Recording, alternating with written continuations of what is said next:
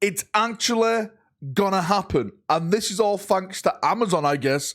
Let's say leaking the book synopsis earlier. I'm talking about the two greatest minds there has ever been in the galaxy.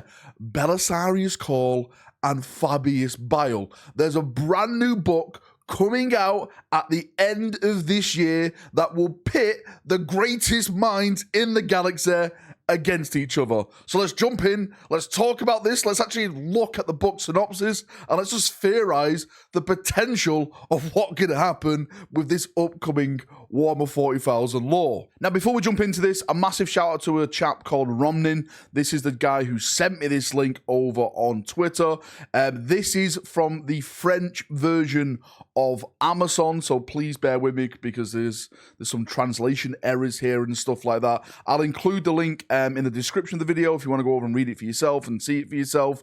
But yes, let's jump in. Let's read the synopsis because it is getting me a little bit hyped. I put the synopsis in the background so you can read along. It says, in hopes of taming the great rift that is dividing the galaxy in two, Belisarius Cawl invites representatives from across the Imperium to the artificial world of Pontus Avners, hopefully I'm saying that right, to unlock the secrets of the network of pylons, formidable structures built by an ancient race which he is convinced can counter the effects of the warp. Now, this is kind of cool because we got to see a little bit of this in Battlefleet Gothic, where Trajan himself turned up and he was like, I was there when they were built, kind of thing. It's a really, really cool cinematic, and him and hopefully Trajan have like a little sit down then. But of course, I think that's off lore from the current IP lore because the Battlefleet Gothic lore is not really canon lore. It's there, but it's not really there. Now, moving on, which introduces Fabius Bile, it says, but among the participants is an unwelcome guest, Fabius Bile himself. The primogenitor doesn't care about validating his genius. Pursuing his goals will result in an epic showdown between the greatest scientific minds in the galaxy. Only one will emerge victorious. This is what I've been wanting now for so bloody long. You've got Fabius Bile, who's cloning Primarchs, been making Primarchs. He saw the Primaris Marines being made and was like, okay, this is very, very interesting. He took some, he started to operate on some, but we really never got to see the end results in that. I'm wondering now, in this book, are we actually going to start seeing or maybe hearing about details of Fabius Bile himself, that he's been working on Primaris Marines? Maybe this opens up the door now where we can actually get Chaos versions of the Primaris Marine for you know, Chaos players, and maybe that could bleed into a new model range. I don't think that's going to really happen, but lore-wise, potentially, that could be on the cards. Maybe they'll start talking about cloning and gene things and stuff like that. Maybe this is where we'll start talking about, like, maybe potentially Primarchs. Maybe what if the next Primarch that is brought back to the Warhammer 40,000 setting is not a Primarch that actually returns? It's actually brought back with the knowledge that Belisarius Cawl gets from Fabius Bile, and then he just makes a brand new Primarch clone. It could happen. The way Belisarius Cawl works, he basically gets people's minds and then puts them into his own. That's why he's like this fountain, this knowledge of just mass information. He's a bunch of different personalities within inside this one hulking husk of a body. I think the biggest thing I kind of want from this book is just to get them in the same room and just talk to each other. Like, again, this is like the greatest minds in the galaxy. I'm sure there's Eldar people, and you know, Trazin should be there, of course. You know, the greatest Necron, one of the most greatest collectors in the galaxy. Maybe he will turn up because, you know, Necron pylons and stuff like that. We don't really know at this point.